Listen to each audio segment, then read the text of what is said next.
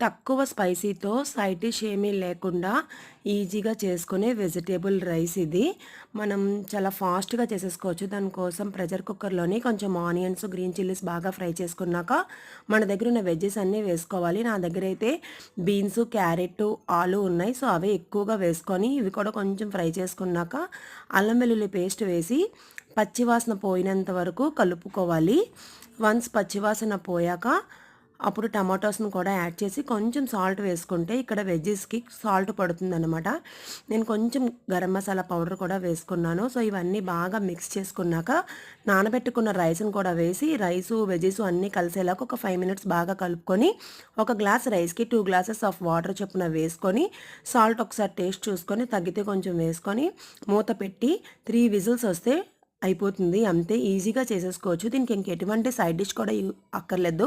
Please like and subscribe.